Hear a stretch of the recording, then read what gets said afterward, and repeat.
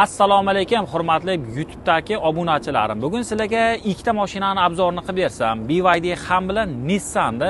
Ko'pchilik Xitoy mashinasini haydashga uyaladi. Haydashga uyalmayotgan mashinalardan bittasi mana Nissanmi, brendmi, yaponmi? Lekin Xitoyda ishlab chiqariladi. Lekin yaponlar o'zi kontrol qilsa kerak, bekorga Nissan'ni beravermagan. Xo'p, bu ham toza elektrda, bu ham toza elektrda.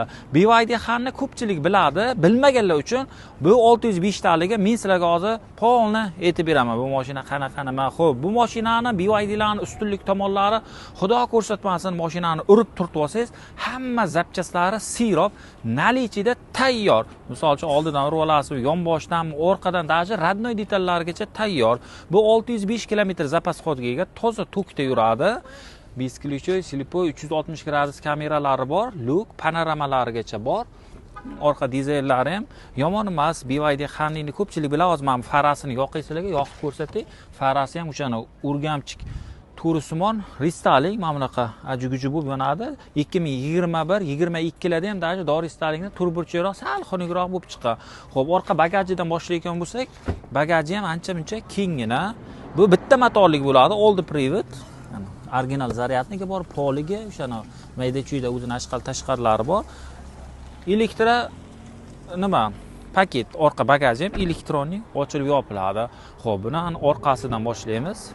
Orqasi meni bo'yim misol uchun 1.91 mana o'tiraman. Yaxshi joylashaman. O'zi Yandexda ham bemalol berib qo'ygan bu mashinalarni. Ya'ni komfort nima edi? Premiermi bir nimalarga bergan-ku. Bu 2025 ga 2025 narxi 32500 ekan. Sizlarga qanday mana pamit sidiniyasi ham bor. Bu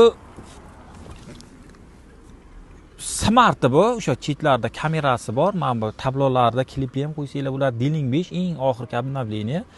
Yangi mashina, bespробег. Dim akustika, mashina zo'r.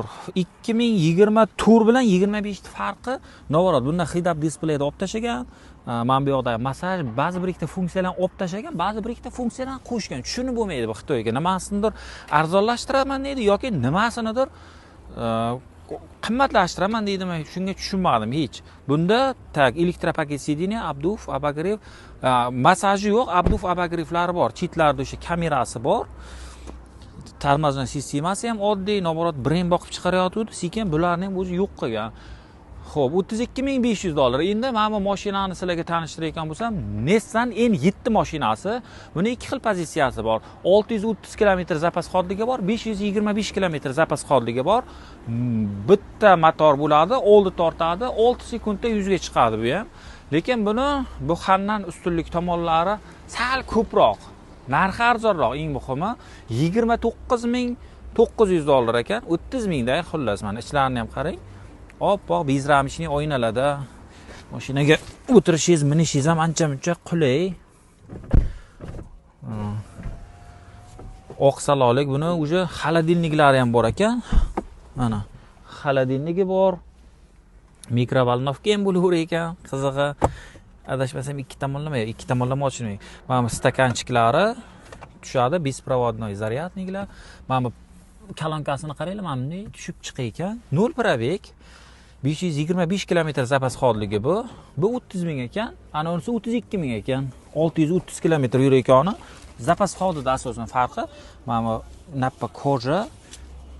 Koja latta bu, latta emas, qanaqadir boshqacha material, lekin yaxshi material. Xo'p, buni orqasiga minayotgan bo'lsak, baland bo'y bilan yo bismillah. Tak, o'ynasini tushiramiz. Bu xandan ko'ra kengroq ekan. Mana bu sidinalari sal yumshoqroq. Xandan ko'ra yumshoqroq ekan. Endi yurishini bilmadim. Katta panoramalar, lekin shtorkasi yo'q ekan buni. Nissan N7 mashinasi.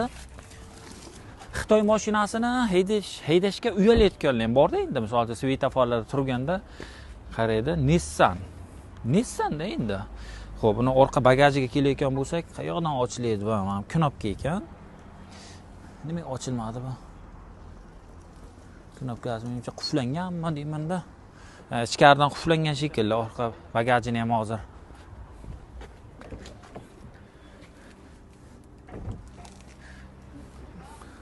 Ochildimi? bu o'sha BYDlarni ustunlik tomoni nimada mana oddiy narsa. Oddiy bagajini qayerdan ochish hozir men bilmay qolyapman. BYDda hamma narsa ochiq oydin. Ya'ni monitorlarni ham Android, masalan, Telegram hamma o'shancha BYD ommalashib ketdi. Даже oddiy bagajini mana ocha olmadim. Hozir egasi bilmayman qayoqda. Reklama qilib berishim kerak edi. Xullas, bu mashinaning narxi 30 ming ekan, buni narxi bu 2500 ga qimmat. 32500 BYD Xan.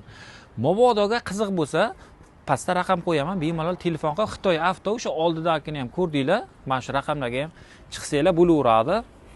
Gabaritiga kelayotgan bo'lsa, gabariti BYD Xan ozgina uzunroq.